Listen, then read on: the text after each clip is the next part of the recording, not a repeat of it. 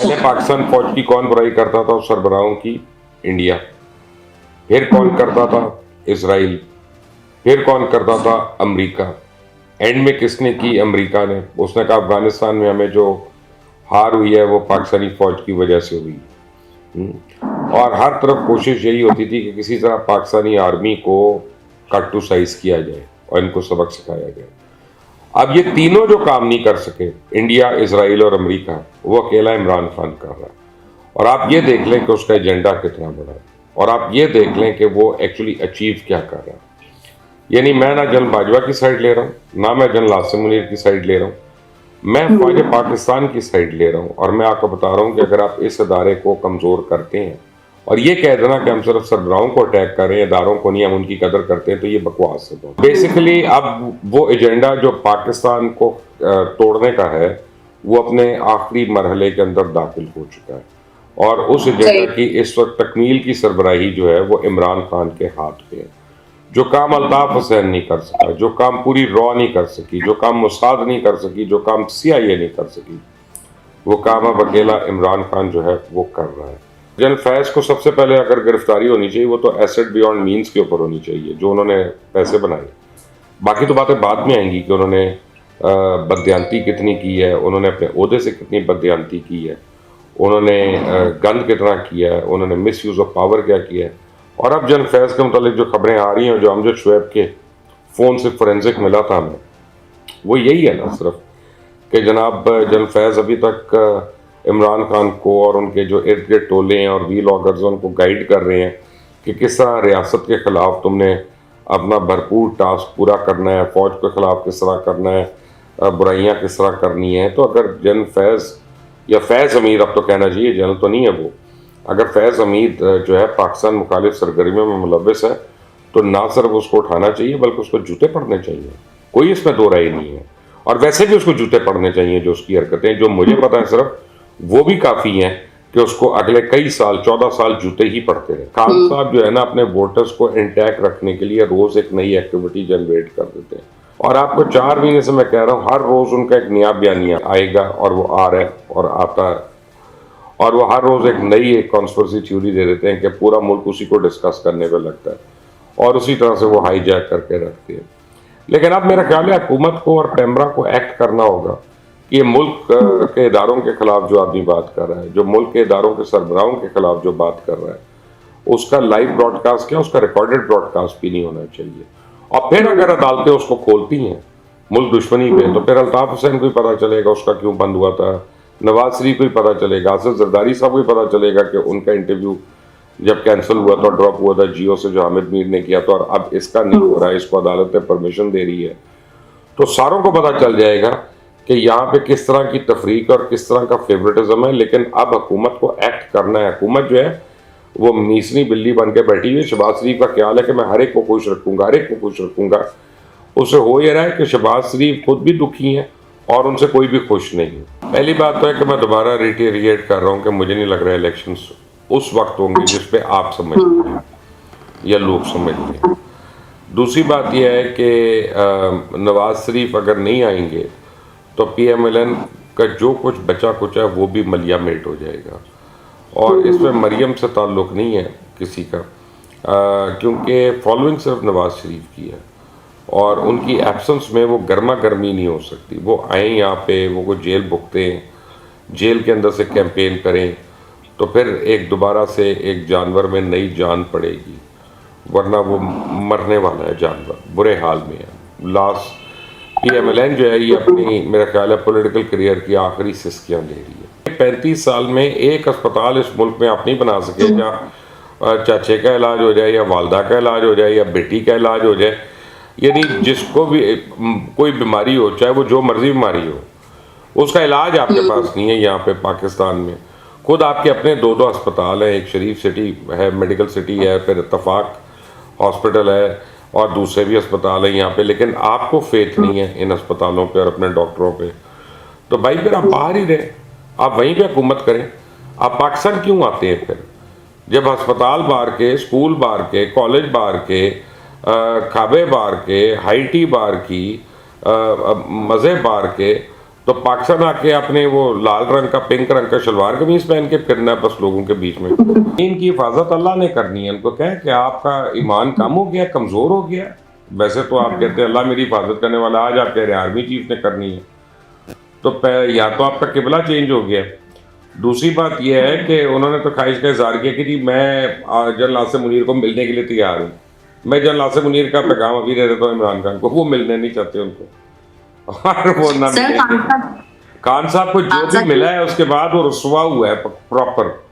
एक दफा जनरल आसिम मुनीर ने मुलाकात कर ली ना खान से, तो उसके बाद आप देखें कितनी रुसवाई उनके आगे लिखी होगी, क्योंकि इस आदमी ने तो झूठ बोल बोल के इसका तो कुछ जाता ही नहीं है। झूठ बोल के ये तो बेनिफिट करता है। दूसरी बात यह है कि अब एविडेंस है ना कोई यार कि मेरे खिलाफ ये साजिश है या ये है या ये अमल हुआ है, इस वजह से मैं ये कह रहा हूँ। हवाओं में बातें करना, मैं आज आपको कह दूं कि जी प्रेसिडेंट बाइडन ने प्लान बना लिया मुझे मारने का, ताकि मेरा कद बड़ा हो, कि लोग एकदम उठ के बैठ जाएंगे दुनिया भर के कि यार ये कौन है जिसको बाइडन मारना चाहता है और क्यों मारना चाहता है। ठीक है ना, ये बेकार की बातें हैं महादेश। वो ये चाहते हैं कि जी मुझे दोबारा कुर्सी पे बैठा दो तो मैं तुम्हें भी एक्सटेंशन दे दूंगा, मैं ये कर दूंगा तो मैं वो कर दूंगा। इमरान के झूठों से बहुत लोग फ्राई हो चुके हैं और जिन्होंने इसके ऊपर एतबार किया वही इसके हाथों रुसवा भी हो रहे हैं। तो कौन बेवकूफ आदमी है जो इसकी इस बात का एतबार करके इससे मिलेगा, मुलाकात भी करेगा, लेट अलोन बात मानना तो दूर की बात है। वो एक ही जुमले में, दो जुमलों में इतनी तजाद की बातें कर जाता है शख्स, क्योंकि उसको एहसास ही नहीं होता वो बात क्या कर रहा है, बोल क्या रहा है, और उसके कॉल ऑफ फेल का इतना तजाद है। और रशिया के खिलाफ कोई बात नहीं की है जनरल बाजवा ने, और कोई ऐसी बात नहीं है कि जिसके ऊपर कोई आप समझें कि ऑफेंस लिया जाए। खान एक और चीज़ को ट्राई कर रहा है। खान ये चाह रहा है कि मैं इदारों को अपने ही चीफ्स के खिलाफ कर दूं। इसने तो मौजूदा चीफ की भी कोशिश की उनके भी खिलाफ करने की, ऐसी बात नहीं है। तो ये जो है ना बहुत खौफनाक आदमी है इस मुल्क के लिए, और यही वो खेल खेल रहा है जो उसको खेल खेलनी आती है, जोड़ तोड़ कोड़ ये सारी चीज़ें वही कर रहा है। देखें, लेकिन अब इसके ऊपर तो सुओ मोटो बनता है ना। आप देखते हैं अदलिया सुओ मोटो लेती है कि नहीं, क्योंकि 2 जजेस का जिक्र हो गया, चीफ जस्टिस का भी जिक्र हो गया, chief justice Lahore high court का भी जिक्र हो गया, जस्टिस मुजाहिर साहब का भी जिक्र हो गया। अब अदालत सुओ मोटो लेती है कि नहीं लेती, क्योंकि इसमें तो लाडला फंस सकता है, लाडले के बंदे फंस सकते हैं। तो यहाँ पे मेरा ख्याल है कि सबकी आंखें बंद रहेंगी और खामोश रहेगा।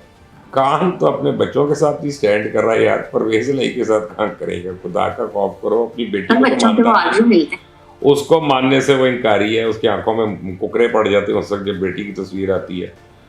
बेटों को अपना कोई ज़्यादा उसने कोई अपनी ज़िंदगी का हिस्सा नहीं दिया, ये अजीब आदमी है। तो परवेज इलाही तो वो आदमी है ना, महावेश आपने मुझे बताना है कि जिसके मतलब इमरान खान कहते थे ना कि ये सबसे बड़ा डाकू और डकैत है, और शेख रशीद के मतलब कहते थे कि अगर ये मेरे साथ बैठा हो, मैं आईने में देखूं और मुझे अपनी शक्ल शेख रशीद जैसी नजर आए तो मैं अपने आप को थप्पड़ मारना शुरू कर दूंगा। खुद शहबाज शरीफ साहब उनसे तंग है। मेरा ख्याल है शहबाज शरीफ साहब के लोग उनको ये एडवाइस करते हैं कि अगर इसाक डार साहब को हटा दें तो सारा मलबा डार साहब के ऊपर गिर जाएगा महंगाई का, और हम फिर एक नए सिरे से शुरू कर सकते हैं, नया नैरेटिव बिल्डअप कर सकते हैं कि जो एक आदमी ने कर दिया था नून लीग तो ठीक कर देगी। और उसके लिए एहसन इकबाल साहब का और आयशा गौस साहिबा का नाम भी आया है कि उनकी जगह पॉसिबल रिप्लेसमेंट्स कौन सी हो सकती हैं। लेकिन इसाक डार साहब में बड़ी खूबियाँ उनकी हैं। एक उनमें कमज़ोरी है कि वो बहुत शॉर्ट टेम्पर्ड आदमी है, बहुत जल्दी वो गुस्सा कर जाते हैं। अब किसी रिपोर्टर ने ये पूछा होगा, रिपोर्टर का काम है सवाल पूछना, आप उसको इनकार कर दें, आप कह दें कि मैं ना इस्तीफ़ा दे रहा हूँ ना कहीं जा रहा हूँ, आपको भी वक्त बताएगा, मुझे भी बताएगा, अभी बहस नहीं मैं करूँगा इस बात पे, और आप आगे चल पड़े। इसमें ऐसी कौन सी बात है। लेकिन ये गुस्से खाने का मतलब है कि आपको इट्स गेटिंग टू यू, आपको माइंड पे इतना वर्कअप आप हो गए हुए हैं कि अब इस तरह का सवाल जो है ना वो आपको फ्लेयर अप करवा देता है। असल में एक तीसरे मुल्क में बैठ के भौंकना बड़ा आसान होता है महावेश।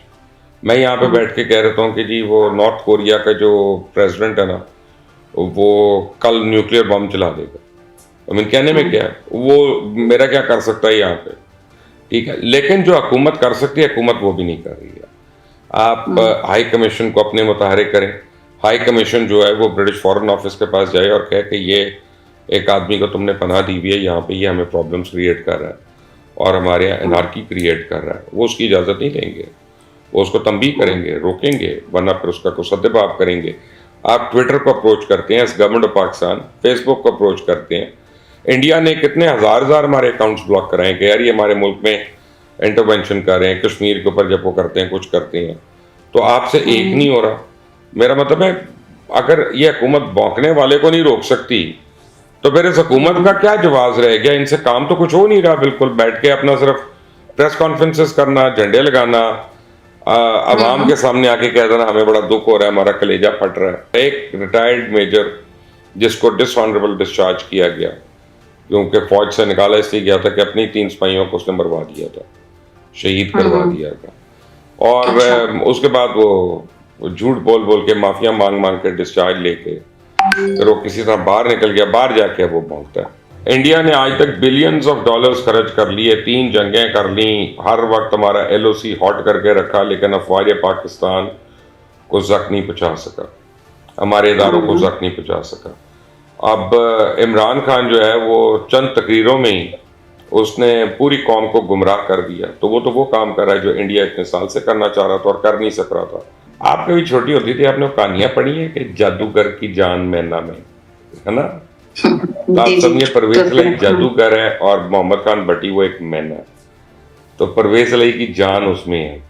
मोहम्मद खान भट्टी उसका फ्रंट मैन था बहुत गलत कामों में, तो मोहम्मद खान भट्टी के पकड़े जाने का मतलब है कि परवेज इलाही की रूह पकड़ी हुई है उन्होंने, मैना उनके हाथ में है, और जिस वक्त मैना फड़फड़ाएगी तो परवेज इलाही जो है उसकी बारी आएगी।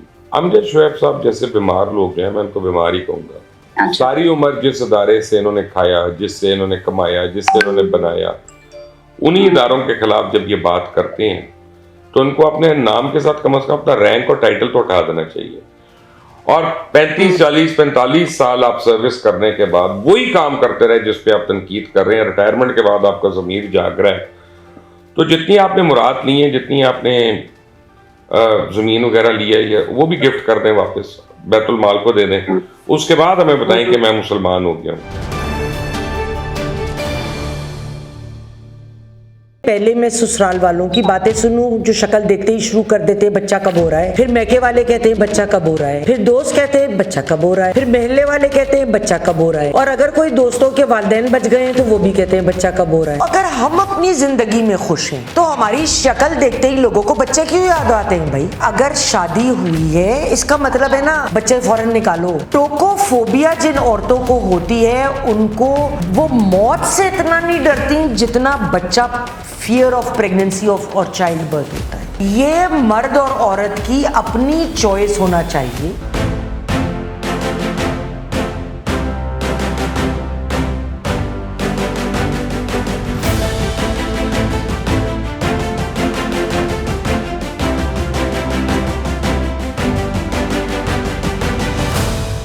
अस्सलाम वालेकुम नाज़रीन, प्रोग्राम यास्मीन की बैठक के साथ मैं हूँ आपकी मेज़बान अफीफा राव और मेरे साथ मौजूद है मैडम यास्मीन आफ्ताब अली साहिबा। अस्सलाम वालेकुम मैम। वालेकुम अस्सलाम। मैम, हमने बच्चों के हवाले से और पेरेंट्स के हवाले से बहुत से व्लॉग्स किए जिनमें आपने बहुत जबरदस्त किस्म का डाटा भी अपना शेयर किया और एनालिसिस भी दिया, लेकिन एक चीज जो आजकल सोसाइटी में बहुत ज्यादा देखने में आ रही है वो ये है कि बहुत सी फैमिलीज ऐसी होती हैं जिनके बच्चे नहीं होते, लेकिन कुछ पेरेंट्स भी होते हैं जो शायद अपनी कुछ जाती वजूहात की बिना पे फॉर द टाइम बिंग बच्चे पैदा नहीं करना चाहते, तो लेकिन हमारी सोसाइटी में उनको बहुत अजीब तरह से देखा जाता है। तो इस हवाले से आप क्या कहेंगी, आपका क्या जो है वो एनालिसिस है कि इस तरह की सूरत हाल में बीइंग अ सिटीजन हमें क्या करना चाहिए? अफीफा, जब हमने ओवर पॉपुलेशन पे प्रोग्राम किया था तो एक साहब ने मुझे अप्रोच किया और अपनी कहानी सुनाई, और उन्होंने मुझसे बहुत रिक्वेस्ट की कि मैडम इस प्रोग्राम को, इस टॉपिक को भी आप उठाएं। उन्होंने मुझे बताया कि वो और उनकी बेगम, हम उनको अशर बुला लेते हैं, 5 साल शादी को हो गए, बच्चे ना हो पाए, वो बाहर हैं, और बीवी को 1.5 साल हो गया है वो पाकिस्तान नहीं आई, ना वो आना चाहती है। वो कहती हैं पहले मैं ससुराल वालों की बातें सुनूं जो शक्ल देखते ही शुरू कर देते हैं बच्चा कब हो रहा है, फिर मैके वाले कहते हैं बच्चा कब हो रहा है, फिर दोस्त कहते हैं बच्चा कब हो रहा है, फिर महल्ले वाले कहते हैं बच्चा कब हो रहा है, और अगर कोई दोस्तों के वालिदैन बच गए हैं तो वो भी कहते हैं बच्चा कब हो रहा है। तो मतलब एक आपका मुकम्मल फोकस हर एस्पेक्ट से एक कपल की लाइफ से छोड़ के आप इतने किसी के निजी मामले में दखल अंदाजी दे रहे हैं जो आपका हक नहीं है। और तो और उन्होंने मुझे कहा कि मेरी बीवी जब पाकिस्तान में थी उसने अपना टेस्ट कराया तो उसमें कोई इशू नहीं था, तो जब मैं इधर आ गया तो मेरे ताया ने मुझे पैगाम भेजा कि तुम अपना स्पर्म टेस्ट कराओ और मुझको उसकी रिपोर्ट भेजो। अब ही सेड कि मैम मतलब ये कह रहे हैं कि वो मतलब उनके इसमें पर्सनल मैटर में इंटरफेयर कर रहे हैं। और ये देखिए हम लोग अमूमन करते हैं, हम लोगों का काम ये एक बहुत गहरा सवाल है मेरा उन लोगों से, महल्ले वाले हैं, दोस्त हैं, कोई भी लोग हैं, कि हर एक की एक पर्सनल लाइफ है। हो सकता है कोई शख्स अल्लाह की तरफ से देर है और कोई उसका मसला नहीं है, लेकिन आप क्यों पूछ पूछ के कुरेद रहे हैं? मतलब आपकी actually you need a life. आप हर एक के मामलात में दखल अंदाजी करेंगे या हमारे मामलात में कोई करे तो हमें अच्छा नहीं लगेगा। तो इस किस्म की बातचीत करना और हर वक्त इस मामले को उठाना। दूसरे अफीफ़ा, मुझसे इन साहब ने एक सवाल पूछा, कहने लगे कि मैडम अमूमन अब तो बच्चे जहाँ नौकरियाँ होती हैं वहाँ चले जाते हैं, वो दौर तो ख़त्म हो गया कि वो माँ बाप के ही पास बैठे और वहीं पे अपनी रोज़ी रोटी कमाएं। ख़ासकर आपको पता है पाकिस्तान में जो हालात हैं इस वक्त, बहुत लोग बाहर जा रहे हैं, ब्रेन ड्रेन बहुत हो रहा है, अक्सर लोगों के बच्चे बाहर होते हैं। तो एक मेरे जानने वाले, मैं आपको ये ज़रूर एक बात बताऊं कि एक भाई बहन वालिद की डेथ हो गई, उनको सिर्फ अपनी माँ से ये दिलचस्पी थी कि वो अपना घर उसके नाम कर दें। और जब उनका जवान बहनोई फौत हुआ, वो अपनी बहन के घर से 3 गली दूर रहता था, उसने फ़ोन करके अफसोस नहीं किया, वो घर अफसोस करने नहीं आया, लेकिन उनको ये फ़िक्र ज़रूर थी कि माँ जो है वो घर कब उनके नाम कर रही हैं।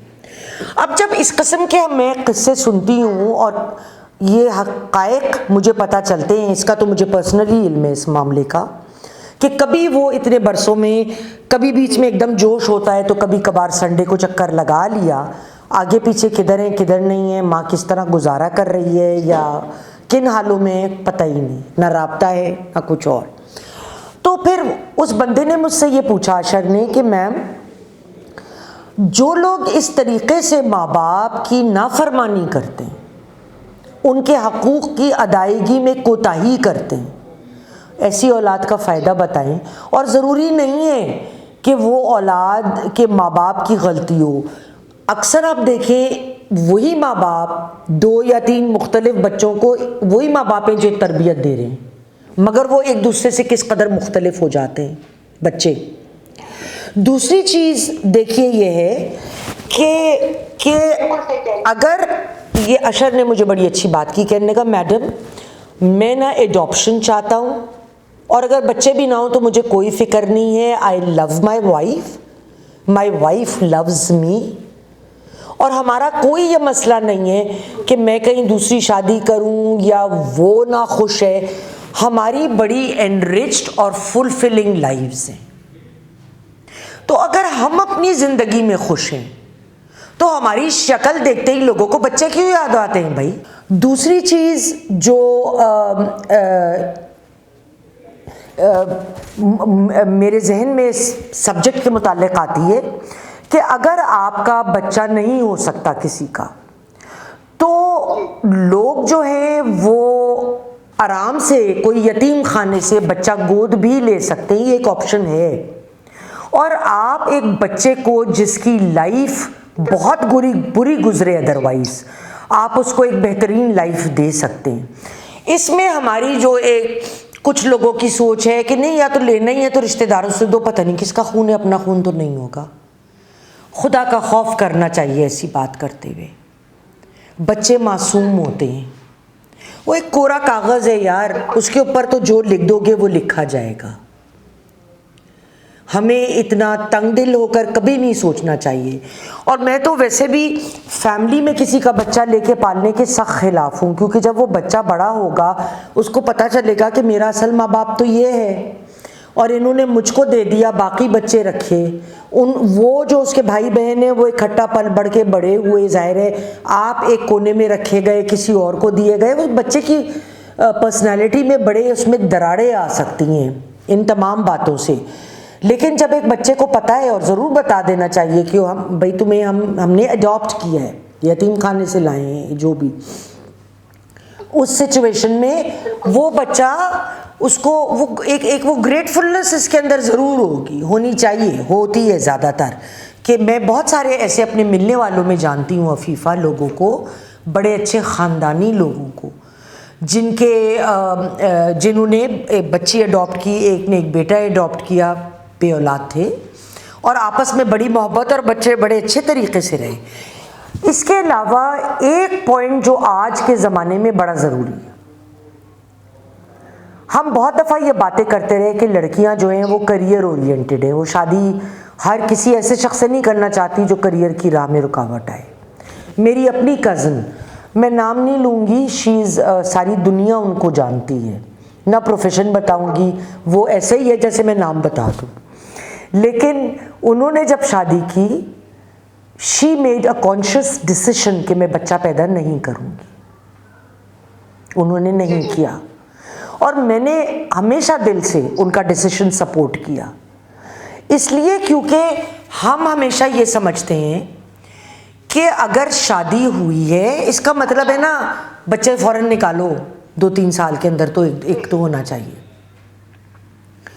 लेकिन बाज़ लोग, चाहे मर्द भी है या औरत भी है, अगर वो रिप्रोडक्शन नहीं चाहते, ये नहीं कुछ अरसे के लिए, कभी भी, ये फिर भी उनकी ज़ाती चॉइस है।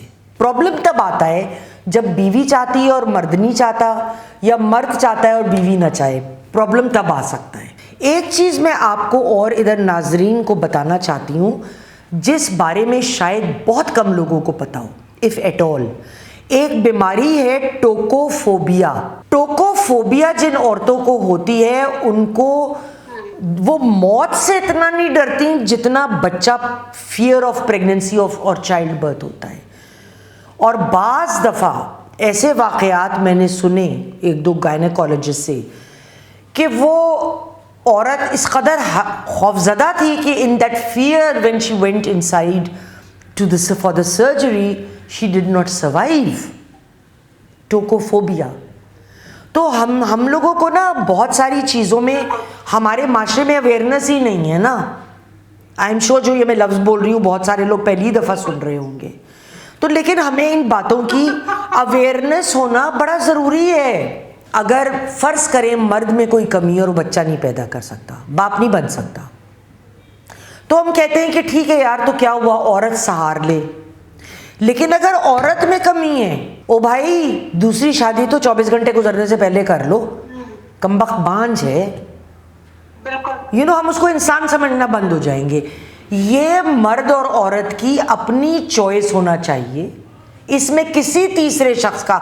और ये फजूल बात कि मैं तो मरने से पहले दादी बनना चाहती हूँ, मैं मर भाई, आप क्या किस जहालत के ज़माने में ज़िंदा हैं।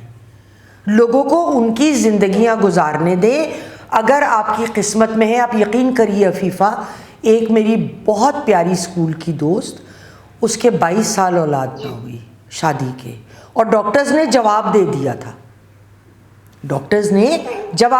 था, कि तुम्हारी औलाद नहीं हो सकती, जो भी प्रॉब्लम था। अफीफ़ा 23वें साल शादी के उसने कोई इलाज नहीं कराया, दे हैड गिवन अप। उसकी औलाद हुई, परफेक्टली नॉर्मल लड़का हुआ और बेहद प्यारा बच्चा। और जिन डॉक्टर्स को जिनको पता था ये, वो हैरान कि आपका तो ये मेडिकल इशू था, ये हुआ कैसे मुझसा, ये हो नहीं सकता था।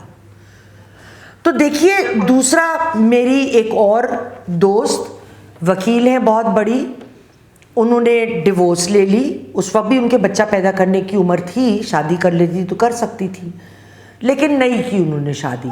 और इतनी मोहब्बत है उनके अपने नेफ्यू और नीसेस के साथ कि वो बड़े अच्छे तरीके से वो उनको माँ की तरह ट्रीट करते हैं। उनकी ज़रा तबीयत ख़राब हो जाए तो सब आके घर में होंगे, 2 ठहर जाएंगे रात को, 1 दिन में ड्यूटी डॉक्टर है कोई तो करके आ जाएगी कि अकेली ना रहे खाला। तो हमें अपनी ज़िंदगियों को देखें प्लीज़। हम सब लोग, हम सब के अपने अपने मसले बहुत हैं। अफीफ़ा आपके घर में भी होंगे, मेरे घर में भी हैं यार, हर एक हैं। हम अपना मसला हैंडल कर लें। ये खामखा दूसरे लोगों की ज़िंदगियों में किसी को कचूका देके इंजॉय करना, मैं तो ये समझूंगी। तो पता क्या है, या तो आपको दिमागी डॉक्टर की ज़रूरत है और you need a life, you have nothing better to do. बिल्कुल सही कहा यास्मीन साहिबा आपने कि इस तरह से किसी भी इंसान की जिंदगी में दखल देना या उससे मजे लेना जो है वो बहैसियत इंसान जो है वो आपको जेब नहीं देता। तो इसलिए हमें चाहिए कि हम अपने रवैयों पे गौर करें ताकि दूसरों की जिंदगी को भी मुश्किल ना बनाएं और अपनी जिंदगी भी सहूलत के साथ गुजार सकें। आज के व्लॉग के लिए इतना ही। वीडियो आपको पसंद आई हो तो लाइक और शेयर जरूर कीजिएगा। कमेंट सेक्शन में हमें अपनी राय से आगाह करना मत भूलिएगा। अंटिल द नेक्स्ट टाइम, अल्लाह हाफिज।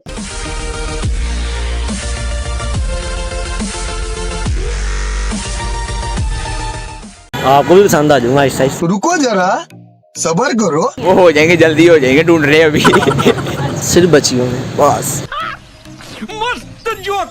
फिलहाल तो किसी को नहीं, आप आएंगे? एहे, रहा नहीं जाता, तड़प ही ऐसी है ना। लोगों के कपड़े उतर रही है, आप खाने खाने की बात कर रही हो। शाबाश बेटा। आपको सही इरादा है? बड़ा हरामी हो। पहले ट्राई करने आए हो आप। अबे साले, तभी मेरा माफ करना, गुस्से में इधर उधर निकल।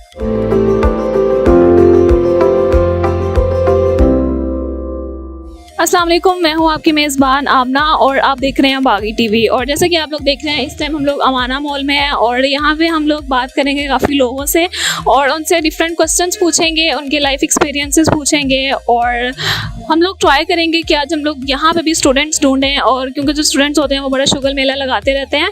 और एंड तक इस वीडियो को ज़रूर देखिएगा और हमारे साथ रहिएगा। अस्सलाम वालेकुम। वालेकुम सलाम। कैसे हैं आप? आप जैसा हूँ। क्या करते हैं आप? कुछ भी नहीं। मेले मिले? कुछ भी नहीं करते? नहीं, कुछ भी नहीं। पढ़ते भी नहीं है? नहीं। पढ़ाते भी नहीं है? नहीं। माँ बाबा की बात भी नहीं मानते? स्टूडेंट सीए कर रहे हैं। कहाँ से? स्कैन्स। कैसा जा रहा है और कब तक छोड़ने का इरादा है, ये कंप्लीट करेंगे? इंशाल्लाह कंप्लीट करेंगे जब भी हो गया। मेरा नाम हमजा। हमजा? वो जो मौलवी साहब को पसंद है, हमजा वो वाले? वो वाला आपको भी पसंद आ जाऊंगा आहिस्ता आहिस्ता। रुको जरा, सबर करो। हमजा क्या करते हैं आप? मैं आपको याद करता हूँ। नहीं, इसके अलावा क्या करते हैं? इसके अलावा मैं स्टडी करता हूँ। अनसमीन क्या करते हैं आप? मैं सीएस कर रहा हूँ यूसीबी से। यूसीबी से? खैर, आज हमें बाहर भी यूसीबी की आवाम मिल रही है। मेरा नाम ओन मोहम्मद है। इसका क्या मतलब होता है? इसका मतलब अपना, और वैसे ये पंचतन पार्क के ग्राउंडों में से एक नाम सा इसे रखा हुआ है। इसके अपने आप? मैं सबका हूँ। सबके हैं, किसी एक के नहीं है? वो हो जाएंगे, जल्दी हो जाएंगे, ढूंढ रहे हैं अभी। अच्छा अंस, मुझे बताएं, what do you do for living? मैं कुछ भी नहीं करता, अब्बू से वैसे लेता हूँ बस। इसी से सारे अब्बू के पैसों पे क्यों पलते हैं? उसके अलावा कुछ काम शाम नहीं करते? काम अपना देखेंगे, अब अगर डिग्री खत्म होती है फिर देखते हैं काम का भी। डिग्री आपकी कहाँ तक पहुँची? डिग्री मेरा लास्ट सेमेस्टर चल रहा है, देखिए अब। Who ruined your life? You How? खुद ही कहा आपने कि डेट किसी को की है। नहीं, मतलब आपकी लाइफ किसने तबाह कर दिया, किसने बर्बाद किया? मना कर दिया अभी डेट करने से। अभी तक आपने कितनी लड़कियों को डेट किया? मैंने अभी तक तो किसी को नहीं किया, अभी सोच रहे हैं, करेंगे। एक को किया था, वो ठुडा मार के चली गई है। अच्छा, काट दिया? हाँ, काट दिया। क्यों, किस बात से? कहती आप अच्छे नहीं हो। मैंने कहा मैंने क्या कर दिया से? जी आपकी हरकतें अच्छी थी। क्या हरकत की थी आपने? मैंने उसको कहा था मुझे खाना खिला दो, कहती तुम खिलाओ, इसी बात पर लड़ाई होगी। ऐसे में बड़ा सख्त लौटा हूँ। आपने कहा महंगाई बहुत ज्यादा हो गई है, मैं नहीं खिला सकता। हाँ, मैंने कहा लोगों के कपड़े उतर रही है, आप खाने खाने की बात कर रही हो। शाबाश बेटा। पेट्रोल नहीं डलवाया जा रहा मोटरसाइकिल में। Ruin your life? CA rule my luck. Love और लाइफ? लाइफ। आपकी लाइफ को अभी तक किसने खराब किया? मेरी लाइफ को मेरे फ्रेंड ने खराब किया है। कैसे? यार लाइक कि मैं उन्हें उन्होंने मुझे फेल भी करवाया 1-2 सब्जेक्ट में, और क्या कहते हैं, और मुझे मतलब सुट्टों में लगा दिया, सिगरेट पीने में लगा दिया, ऐसे ही मत खराब किया, मेरी लाइफ खराब की। अभी तक आपकी लाइफ में किसने प्रॉब्लम्स क्रिएट की हैं, किसने आपकी लाइफ को बहुत ज्यादा खराब कर दिया? सिर्फ बच्चियों ने, बस।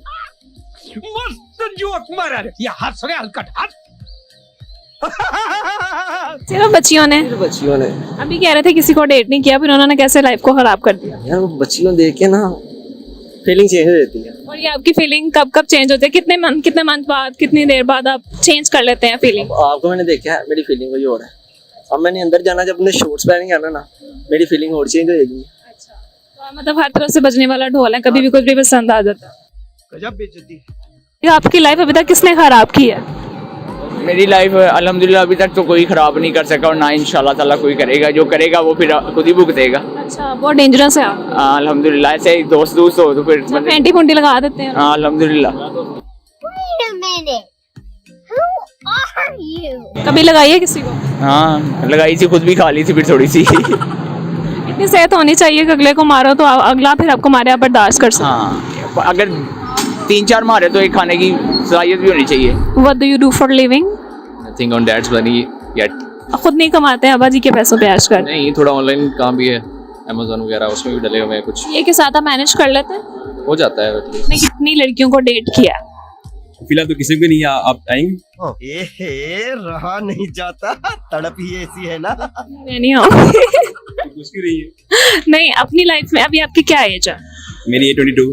तो 22 में आपने अभी तक किसी को, वैसे 22 के नहीं लगते, झूठ बोल रहे हैं ना आप, 27-28 के होंगे। तो 22 में आपने अभी तक किसी को डेट नहीं किया? फिलहाल किसी को नहीं किया। ऐसा हो नहीं सकता। आपका इरादा है? What do you do for living? अभी तो कुछ नहीं करिए, अभी घर वालों को तंग कर रहे हैं, साथ स्टडी कर रहे हैं। अच्छा, स्टडी क्या करते हैं? स्टडी ICS कर रहे हैं, फिजिक्स। कहाँ से? पंजाब कॉलेज से। को एजुकेशन है? नहीं करते ही नहीं ना, यही तो दुख है, को एजुकेशन करते ही नहीं। कुछ कहना चाहते हैं पंजाब कॉलेज वालों को कि को कर दें? पंजाब कॉलेज वाले को यही कहने, बात आ जाओ तुम लोग। अच्छी हरकतें नहीं कर रहे तुम लोग। अब तुम पास नहीं हो गए, उन्होंने देख लिया तो। कोई बात ही ना करें, पहले कौन से हुए हैं। ये भी ठीक है। अभी तक आपने कितनी लड़कियों को डेट किया? पहली ट्राई करने आए हो आप। अबे साले कभी मेरा माफ करना, गुस्से में इधर-उधर निकल। ऐसा तो हो ही नहीं सकता ना कि आप सेकंड ईयर में आपने अभी तक किसी को डेट नहीं किया हो, लाइक 10th क्लास में, 9th क्लास में, कभी भी बच्चा भी होता है। सही वजह ऐसा नहीं होता। आपने अभी तक कितनी लड़कियों को डेट किया? मैंने आज तक किसी लड़की को डेट नहीं किया, इत्तेफाक ही नहीं हुआ किसी लड़की को डेट करने का, ना ही कोई लड़की मिली है, मतलब नहीं किया किसी को डेट। मिलती क्यों नहीं है? आप अप्रोच नहीं करते? मैं अप्रोच ही नहीं करता, मैं मतलब अपने तक ही रहता हूँ, अपने फ्रेंड्स तक ही खुश रहता हूँ, अपने फ्रेंड्स के साथ ही खुश रहता हूँ। अच्छा, कुछ एडवाइस करना चाहते हैं और? अपने एम पे फोकस करो, और किसी लोगों की बातों पे ज्यादा ध्यान ना दो, और अपने ऊपर ज्यादा ध्यान दो, ताकि आप जिंदगी में सक्सेस हो सको। अभी तक कितनी लड़कियों को डेट किया? नन, अभी तक नहीं। किसी को डेट नहीं किया? सीए करके इंशाल्लाह। मुझे बताएं, what do you do for living? कुछ भी नहीं कर रहा। कुछ तो कर रहे होंगे ना? आपको इंटरव्यू दे रहा हूँ यार, इसके अलावा कुछ तो करते होंगे। इसके अलावा मैं मेले बैठा हुआ था। अच्छा ठीक है, अंश कुछ एडवाइस करना चाहते हैं आप यूथ को?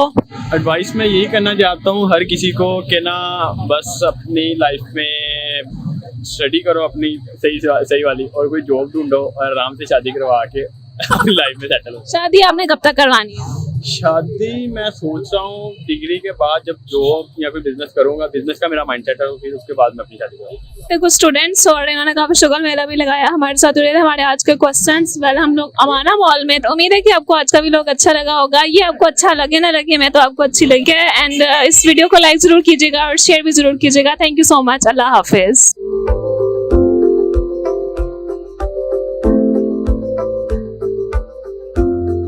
इमरान खान और शहबाज शरीफ दोनों में अब मुझे बड़े कॉमन फैक्टर्स लगते हैं। तो शहबाज शरीफ साहब, आपकी कुर्बानियां कब शुरू हों? क्यों आप इमरान खान की तरह इंतहाई मुनाफकत का मुजाहरा करते हैं? साकिब साहब, खाने में कोई चीज खा ली आपने? पता नहीं साकिब निसार साहब के ऑडियो वीडियोस में ऐसी कौन सी वीडियोस हैं कि जिसमें उनकी वीडियोस जोड़ के ताने बाने बनाए जा सकते हैं। चीफ जस्टिस ने उनको अपने साथ लेकर बैठा दिया अदालत में, अब जो बेंच बन रहा है, ये चीफ जस्टिस का जवाब है कि कर लो जो करना है। जनरल फैज ने कभी किसी को दुआ दी है? जनरल फैज तो घटिया आदमी है, इंतहाई घटिया आदमी है। अस्सलाम वालेकुम, आप देख रहे हैं मुबश्शिर लुकमान यूट्यूब चैनल। मेरा नाम मुबश्शिर लुकमान है और आज की बड़ी अहम खबरें हैं 2-3। और उसमें तो आपको पता है कि 3 केसेस हैं जो अदालत को जिनका फौरी तौर पे फैसला करना और आज ही फैसले होने उनके ऊपर। और दूसरा जो है इमरान खान और शहबाज शरीफ दोनों में अब मुझे बड़े कॉमन फैक्टर्स लगते हैं। मुझे लगता है दोनों एक ही थैली के चट्टे बट्टे हैं और मुझे लगता है कि दोनों ही मुनाफिक हैं। वो क्यों है वो भी मैं आपको बताऊंगा। साकिब निसार साहब फट गए, वो आज बोले हैं, फॉर्मर सीजेपी, वो क्या बोले, वो कहते हैं जी मेरा व्हाट्सएप हैक हो गया और मुझे अब अंदेशा है कि इससे मेरी मजीद कोई ऑडियोज और वीडियोज जो है वो बनाई जाएंगी। पता नहीं साकिब निसार साहब के ऑडियो वीडियो में ऐसी कौन सी वीडियोज हैं कि जिसमें उनकी वीडियोज जोड़ के ताने बाने बनाए जा सकते हैं।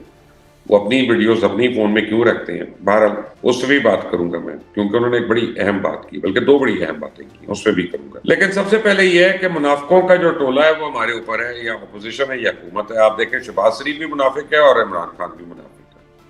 मजे की बात यह है कि दोनों का मुकाबला है एक दूसरे से मुनाफिकत के ऊपर।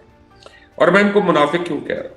मैं इनको मुनाफिक इसलिए कह रहा हूँ कि दोनों अपने अपने सपोर्टर से, अपने अपने वोटर से, अपने अपने साथियों से हर वो कुर्बानी एक्सपेक्ट करते हैं जो दोनों ने खुद नहीं लेनी होती, जिससे दोनों खुद मुबर्रर हैं। इमरान खान जो है लोगों को कह रहा है गिरफ्तारी दिलवाओ, लोगों को कहता है जेल भरो, अपनी बेल बिफोर अरेस्ट जाके करा रहा है, लोगों को कहता है दलेर बनो, लोगों को कहता है मुनाफिक नहीं, लोगों को कहता है झूठ नहीं बोलना, और खुद बनी गाला के अंदर शिबली फराज को कह रहा है कि लिख कर दे दो कि मैं तो नॉर्थ की सैर पे गया हूँ।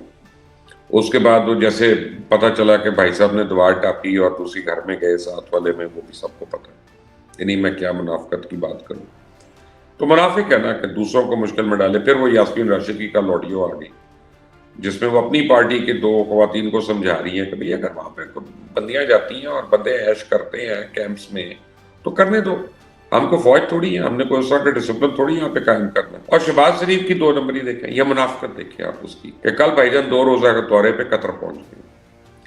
अब 2 रोजा दौरे पे जो वो कतर गए हैं और वो कतर से हेल्प मांगने गए हैं, कतर से पाकिस्तान के लिए इमदाद मांगने गए हैं। और आप ये देखें कि किस जहाज पे गए, गल्फ स्ट्रीम पे गए, top of the line gulf stream जो है वो 550 उसके ऊपर, यानी $78 मिलियन का एक जहाज है।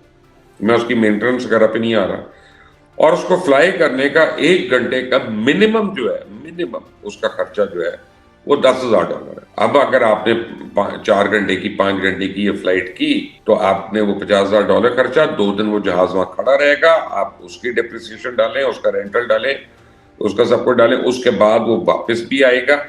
यानी आपने कमर्शियल जहाज पे नहीं जा सकते, अगर आपको बिजनेस क्लास पे जाना है, आपको फर्स्ट क्लास पे जाना है, आप कतर एयरवेज की फ्लाइट पे चले जाएं। आपको पता है कि बड़ी कंफर्टेबल फ्लाइट है, एमिरेट्स भी, कतर भी, इत्तेहाद भी, दुनिया की बेस्ट एयरलाइंस है और बड़ी कंफर्ट है। लेकिन नहीं, आपने अपने जहाज पे जाना है और आपने टैक्स पेयर्स को टीका लगाना है, और आप अपने वजीरों को क्या कह रहे हैं, तनख्वाही नहीं लेंगे। अपने वजीरों को, मुशीरों को क्या कह रहे हैं, ये मुराद नहीं लेंगे, इनका जी एसी बंद होगा, 5 बजे के बाद वो बंद हो जाएगा क्योंकि हमने सेविंग करनी है, अवाम कुर्बानी दे रही है तो हम भी कुर्बानी दें। तो शहबाज शरीफ साहब आपकी कुर्बानियां कब शुरू होंगी? क्यों आप इमरान खान की तरह इंतहाई मुनाफिकत का मुजाहरा करते हैं? लोगों से मेरा दिल फट रहा है, मेरा कलेजा फट रहा है, मेरा ये, तो अभी तक तो पता नहीं आपको खुदकश बम्बार होने, सीधा फट के आपको हर जगह पहुंच जाना चाहिए था। तो प्लीज अपने खर्चों को कम करें। आप देखें नवाज शरीफ की कल एक वीडियो आई है, वो अपना top of the line Rolls Royce में बैठ के जा रहे हैं। मुझे उससे प्रॉब्लम नहीं है, वो जाएं, जरूर जाएं, लेकिन वो आ जा रहे हैं लुई वुइटन की शॉप पे, वो वहां पे शॉपिंग करने जा रहे हैं। फाइन, आपको अल्लाह ने दिया, आप जरूर करें, मेरे पास हो मैं भी करूंगा, मुझे कोई प्रॉब्लम नहीं, लेकिन लोगों के पैसों से नहीं करूंगा। और मैं अदालतों में झूठ बोल के नहीं जाऊंगा कि मैं तो दवाई लेने जा रहा हूं और 3 साल हो गए अभी तक दवाई नहीं मुझे मिली है, और वहां से मैं दुनिया के हर जगह चक्कर लगा रहा हूँ, कभी स्विट्जरलैंड जा रहा हूँ, कभी डेवोस जा रहा हूँ, कभी कहीं जा रहा हूँ, लेकिन नहीं आ रहा तो पाकिस्तान वापस नहीं आ रहा, उसकी डेट भी नहीं मुझसे दी जा रही। तो ये जो मुनाफिकत है ना, इससे मुझे नफरत है। वो चाहे इमरान खान करे, चाहे नवाज शरीफ करे, चाहे शहबाज शरीफ करे, चाहे कोई भी करे, ये मुनाफिकीन है सारे के सारे। अपने लोगों को कहते हैं कुर्बानियां दो, और खुद जो है आप इनकी जरा देखें कि ये हद तक समझते हैं अपनी कमर्शियल एयरलाइन में जाना, तौहीन समझते हैं। उनके एक दफा मैं आ रहा था लंदन से, तो मियां शहबाज शरीफ साहब भी मेरे साथ, और उस वक्त वज़ीर आज़म नहीं थे, तो हम दोनों आगे बिजनेस क्लास में PIA में बैठे हुए थे, या ये वजीर आला थे मेरा ख्याल है उस वक्त। जी वजीर आला थे, सॉरी। तो 3 सीटें भाईजान ने एक साथ ली थी। क्यों 3 सीटें क्यों ली थी? कि मेरे साथ ना कोई बैठ सके, मेरे साथ ना कोई बैठे आके यहाँ पे। मुझे बस मैं ये कमाल दिन ये हालत है। आज साकिब निसार भी फट गए, कहते हैं कि मेरा फोन हैक हो गया। फिर वो कहते हैं कि हाँ कुछ गलत फैसले हुए होंगे। साथ ही कहते हैं मैंने इमरान को पूरा सादिक और अमीन डिक्लेयर नहीं किया था। अरे साकिब साहब, खाने में कोई चीज खा ली आपने, क्या बातें कर रहे हैं? यह आदमी गलत होता है, यह आदमी सही होता है? ये ग्रे एरिया आपने कहां से निकाल लिया कि आधा सादिक और आधा अमीन और पूरा ये नहीं तो पूरा वो नहीं। फिर आप कहते हैं आज के बाद मैं किसी को इंटरव्यू नहीं दूंगा। बेसिकली आप लोगों को ये बता रहे हैं कि जब कोई इंटरव्यू लेता है ना तो मुझे ट्रैप कर लेता है, मेरे से कोई ना कोई निकलवा लेता है जो मैं कहना नहीं चाहता। तो आप कह रहे हैं कि मैं सब कुछ एक किताब में लिख रहा हूं और वो मेरे मरने के बाद शाये हो जाएगी। आपके मरने के बाद कौन शाये करेगा?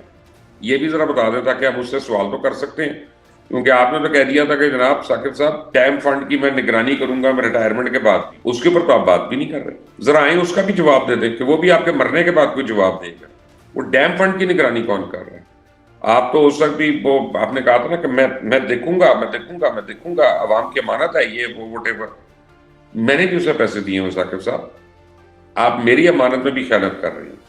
जिसने पैसे दिए आप उसकी अमानत में खयानत कर रहे हैं। तो यही लोग हैं, इन्होंने हमारे मुल्क को इस हाल तक पहुंचा दिया है कि खुद अपने आप को जवाबदेह नहीं समझते। अब देखें जैसे जस्टिस मुजाहिर नकवी पे आज एक और रेफरेंस चला गया, लेकिन चीफ जस्टिस ने क्या किया उसके जवाब में? चीफ जस्टिस ने उनको अपने साथ लेकर बैठा दिया अदालत में। अब जो बेंच बन रहा है ये चीफ जस्टिस का जवाब है कि कर लो जो करना, मैं हूं यहाँ पे, नहीं होता कुछ, ठीक है। अदालत ने फैसले करने हैं। आज अदालत बादशाह है, अदालत वो दे ना दे लेकिन देगी। यहाँ पे ARY का केस आ गया कि जी उसका लाइसेंस सस्पेंड हुआ है, तो मुझे यकीन है कि ARY भी बहाल हो जाएगा। आज नहीं होगा तो कल हो जाएगा, कल नहीं होगा तो मैक्सिमम 3 दिन में हो जाएगा। फिक्र ना करें आप इस बात की, सब हो जाएगा। और तीसरा एक और केस है कि जो अब जजेस के ऊपर आ रही है। अब देखें ना, जस्टिस काजी फायज ईसा ने तो एक बड़ी अच्छी जजेस की सुन्नत कायम कर दी। उन्होंने अपने तमाम असासे सुप्रीम कोर्ट की वेब पोर्टल पर डाल दी और सारों को तलकीन की क्या हो अपने अपने असासे डालो। मैं आपको शर्त लगा रहा हूं कोई नहीं डालेगा। क्यों नहीं डालेगा? वो साकिब निसार वाली बात कि पूरा सादिक और अमीन नहीं कहा। ये याद रखिएगा कि इसका मतलब है कि फैसला जो था वो कन्वीनियंस में। साथ ही कहते हैं जनरल फैज जो है मुझे कभी कभी दुआ के लिए फोन करता रहता है या मैसेज करता रहता है। जनरल फैज ने कभी किसी को दुआ दी है? जनरल फैज तो घटिया आदमी है, इंतहाई घटिया आदमी है। उससे सिर्फ शर की उम्मीद रखें साकिब साहब। और अगर आप समझते हैं कि वो आपका खैर का ही आपका दोस्त है तो ये आपकी काम ख्याली है। वो तो अपना दोस्त नहीं है, वो तो अपने मुल्क का नहीं है। जिस मुल्क में उसको सारी इज्जत दी, सब कुछ दिया, उसने उसी की जड़ें खोखती कर दी। बहरहाल मंडे मॉर्निंग फ्रॉम इस्लामाबाद, ये अभी तक की लेटेस्ट खबरें, जैसी अपडेट्स आएंगी मैं इंशाल्लाह आप तक जरूर पहुंचाऊंगा। अंटिल द नेक्स्ट टाइम, अल्लाह हाफिज। कितना बड़ा दुश्मन था वो कि एक पालतू बिल्ली जा रही है उस पर फायर मार कर उसको कत्ल कर दिया। पहले इन लोगों ने दरबार की जमीन का तकद्दुस पामाल करके तो फिर दूसरी साइड पे ये मेरी तरफ लपके मैंने खुद पाली थी। और हमारे घर के एक एक फर्द से वो प्यार करती थी, हमारे बिस्तरों के ऊपर सोती थी और जो हम खुद खाते थे वो बिल्ली खाती थी। क्यों तंग कर रहे हो? मेरी पालतू है क्या? तुम्हारे किसने कसूर क्या किया है? बंदे को सिर्फ दुख देने के लिए। एक हवान के ऊपर जो जुल्म हुआ है, जब उसका पोस्टमार्टम हुआ, अल्लाह की कसम सर मेरी आंखों से खून के आंसू गिरे नहीं, बाकी मेरी हालत रही कोई नहीं है। जो उसकी सर की हड्डियां तोड़ के अंदर तक वो फायर चला गया था।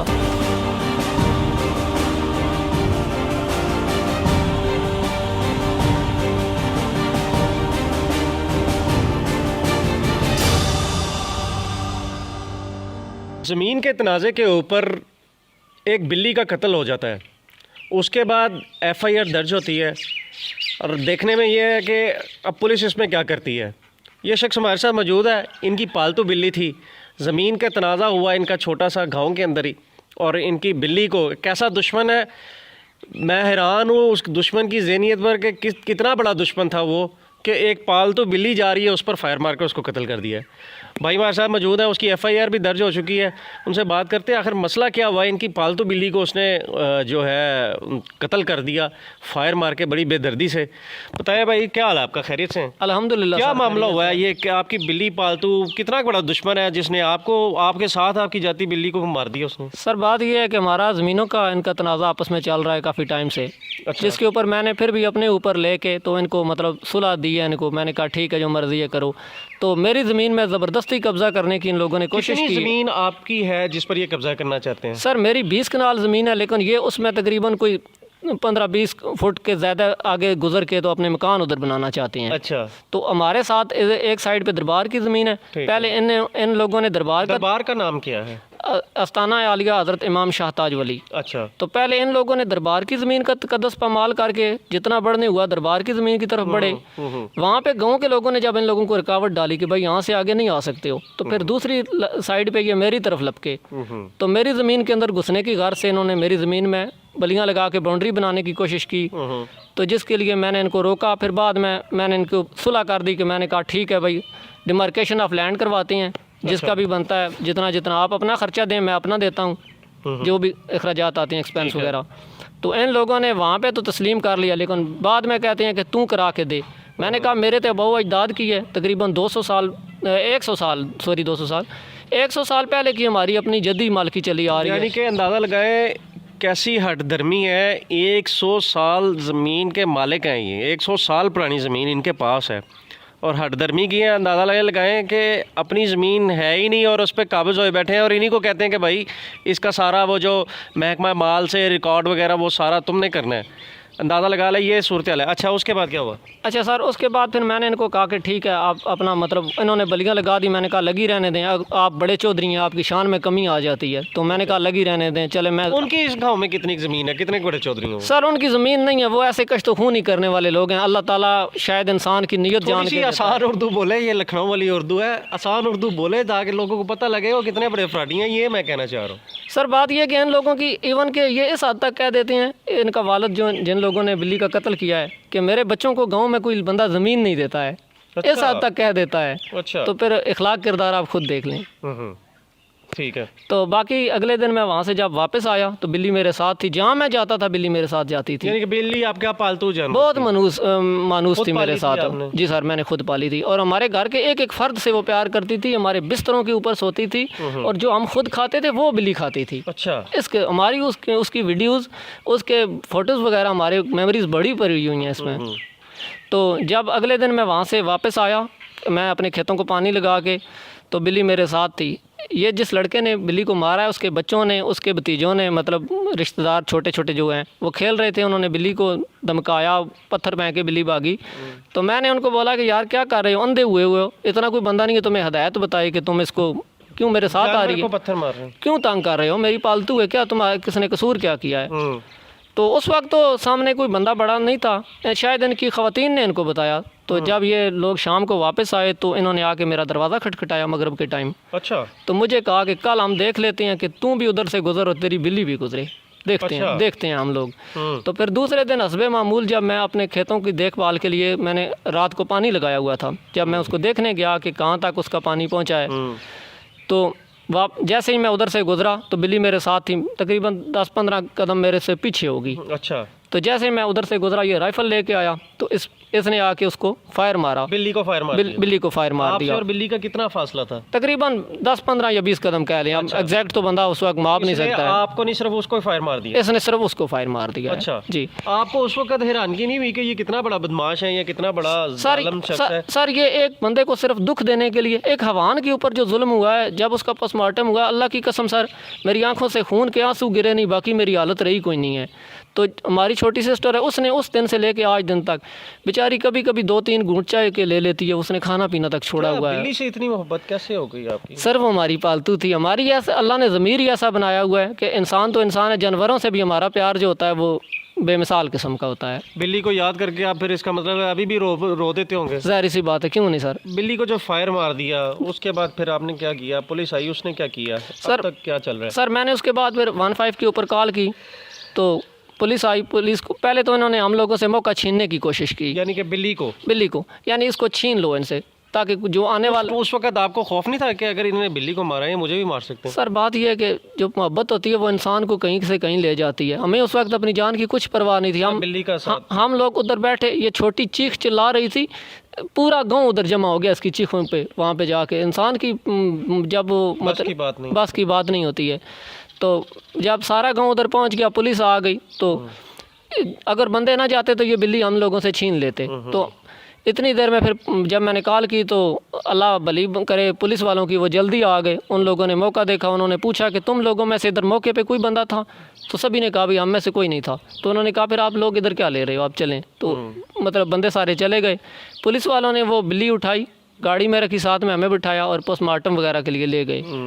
तो अनफॉर्चुनेटली कि एतवार था उस दिन, तो बिल्ली का पोस्टमार्टम तो नहीं हो सका। उन्होंने एक दिन के लिए पेंडिंग ये मामला रख लिया। ठीक है। तो दूसरे दिन सुबह वेटनरी हॉस्पिटल ले जाया गया बिल्ली को। हम लोग खुद गए, साथ में पुलिस गई, इसका पोस्टमार्टम करवाया गया। जो इसको वहाँ पे शरे जो लगे हुए सर में और ये साथ वाली में, तो उसकी वजह से उसने सारे शरे निकाले, बिल्ली को चीरा फाड़ा। तो सर जब उसने बिल्ली को चीरा फाड़ा तो मेरी आंखों से आंसू खून के नहीं गिरे, बाकी कोई बात रही नहीं है। जो उसकी सर की हड्डियां तोड़ के अंदर तक वो फायर चला गया था। तो ये सारी सूरत हाल है जी। इनकी पालतू बिल्ली थी, ज़मीन के छोटे से तनाज़े पर कितना बड़ा दुश्मन था जिसने इनके साथ जाती हुई इनकी बिल्ली को सिर्फ फायर मार दी है। ये खौफज़दा करने का एक तरीका था। दूसरी जानिब मैं समझता हूँ कि ये भाई तो मुतमईन है पुलिस से, लेकिन मैं समझता हूँ कि ये बिल्कुल पुलिस ने एक अच्छी FIR नहीं दी। उसमें दफ़ात शामिल होनी चाहिए थी, उसमें दहशतगर्दी एक्ट की दफ़ात शामिल होनी चाहिए थी। उन्होंने दहशत ज़दा की इस बंदे को। बेसिकली तो असल मकसद ये था कि इनको दहशत ज़दा करना। ये जो इनकी ज़मीन पे काबज़ होना, नाजायज़ काबज़ करना चाहते हैं, ये उसी का एक सिलसिला था। पुलिस को चाहिए, अगर पुलिस एक अच्छी FIR लॉन्च करती है उसके ख़िलाफ़, यकीनन वो आज इनको धमकियाँ ना दे रहा होता। तो मैं तो ये समझता हूँ कि इस वक्त रावलपिंडी जो पुलिस है, RPO साहब हैं, उनको इस चीज़ का नोटिस लेना चाहिए कि अगर वो इस चीज़ का नोटिस ले लें तो यकीनन इस जो माशरा है यहाँ पर हम रह रहे हैं, आप ये यहाँ पर जो परिंदे चहका रहे हैं, ये और इसी तरह करते रहेंगे। लेकिन अगर इस इलाके का अमन ही तबाह कर दिया जाएगा तो वो इसी तरह होगा जब आप इंसाफ नहीं देंगे लोगों को। इंसाफ इसी तरह ही होगा जब FIR में जो प्रॉपर दफ़ात थी वो लगानी चाहिए थी, वो लगती, उसके बाद उसके ख़िलाफ़ उसी तरह का एक्शन होता। मौजूद अदालत की तरफ से इस वक्त जो मुलजिम है जिसने बिल्ली पर फायर किया वो बेल पे है। अब देखना होगा कि आखिर वो उसकी सिर्फ इसी एक जो अगर उस पर जो दफ़ा है उस पर उसकी जो बेल कितनी देर तक रहती है। लेकिन ये एक वो वाक़या था, एक दास्तान है एक मोहब्बत की कि अपने पालतू जानवर से इतना प्यार इश्क के हद तक ये करते थे उससे कि इनकी बिल्ली पर फायर हुआ, उसके बाद उसकी मौत वाक़या हो गई। तो जिसके बाद इन्होंने जो इनके मुखालिफ पार्टी उन पर FIR करवा दी। तो मैं ये समझता हूँ कि रावलपिंडी जो पुलिस है उन्होंने जो FIR उस पर लाजमन दफ़ात और ऐड करनी चाहिए थी, या उनको करने शायद अगर ये जाए उनके पास तो वो ऐड कर दें, क्योंकि असल तो दहशत की जो मैं समझता हूँ कि वो जो FIR दफ़ात थी वो लाजमी ऐड होनी चाहिए थी। तो मज़ीद वीडियोज़ के लिए देखते रहें बागी TV।